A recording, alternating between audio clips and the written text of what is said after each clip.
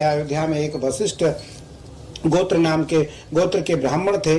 कनक भवन दर्शन करने जाते थे। नित्य कनक भवन दर्शन करने जाते थे तो ठाकुर जी को डेली आशीर्वाद देते थे। नारायण, हे कौशलेंद्र, हे कौशलपुर के राजा भगवान राम, आप सकुशल से हैं तो?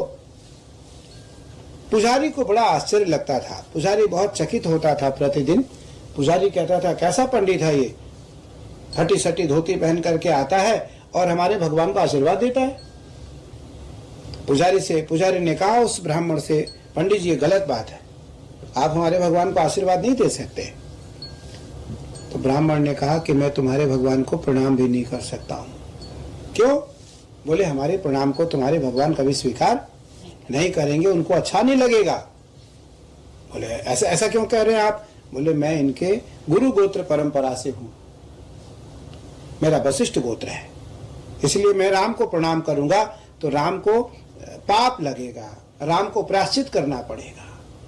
बोले क्या इसका क्या तात्पर्य है, इसका क्या उत्तर है कि आपके आशीर्वाद को भगवान स्वीकार करते हैं?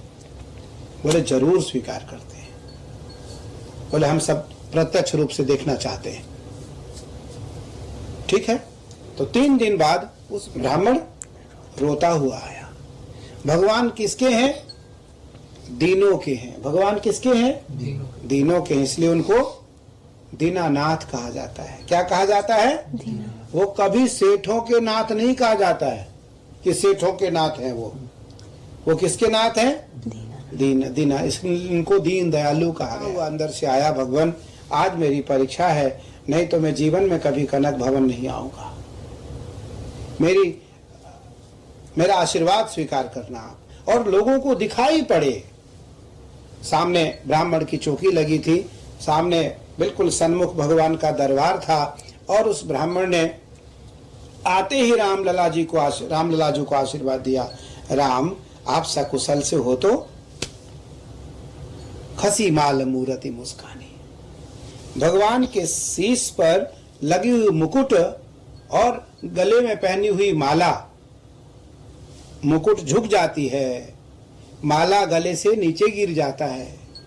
हजारों हजार लोगों ने देखा कि भगवान राम ने इस ब्राह्मण के आशीर्वाद को प्रत्यक्ष स्वीकार किया। सभी अयोध्या के बड़े बड़े लोग, कनक भवन के सभी व्यवस्थापक उस ब्राह्मण के चरणों में आकर के गिर पड़े, महाराज मुझे क्षमा करना, मुझसे भूल हो गई। तो कहने का तात्पर्य है, सामान्य व्यक्ति